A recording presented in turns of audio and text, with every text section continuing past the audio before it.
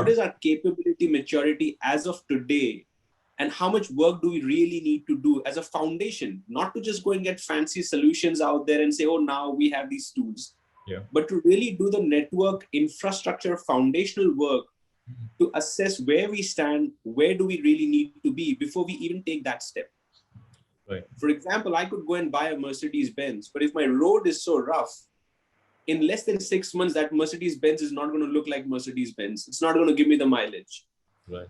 That was the first exercise we did internally, really understand that. Out of that, we drove a digital transformation strategy on 6 pillars. Mm-hmm. First one was core IT must run, which meant provide resilient, flexible, responsive, and secure infrastructure and connectivity. So if I'm on campus or offline, I need to make sure people have internet, stable, high bandwidth, so they can function. The second pillar in there was sense, smart, responsive, and aware. Talks about a little bit of AI, ML kind of things to create value interactions and connections. So I don't just suddenly take plethora of solutions and deploy. They have to be interconnected. They have to have a value chain to each other so that they benefit and we leverage that to meet our objective faster. The third pillar we talked about was connect partnerships. And that meant fostering sustainable partnerships and digital ecosystems. Okay. So we don't go and take an LMS, an ERP, or some security solution to deploy on our machines, which suddenly we find in silos are great, but don't really talk to each other. And when consolidated data analysis needs to be done, they don't work with each other. So it was forming those partnerships. The next pillar we did was lead, improve competitiveness. And that was more around focusing on differentiating the university from our competition by using digital avenues.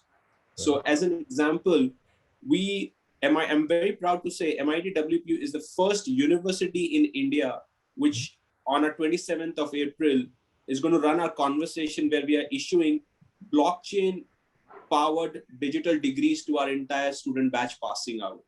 This is the same technology being used by MIT in the US and few others in Australia. But in India, we are the first university to issue digital degrees. So there's a huge campaign running around awareness of that also. Students understand what it means. In a state of pandemic, when they apply for a job, we don't want them to send us a request for us to have to stamp and say, hey, this is a valid degree. We don't want the delays to happen. So we are issuing digital blockchain-driven degrees where they can pass on to their employer and say, hey, click on this. You can verify that I'm a certified, my degrees, so it's a step in that direction where that's a competitiveness there. The fifth pillar was culture, data-driven decision-making culture. Traditionally, as a university and many other businesses, your data decision concepts are not data-driven.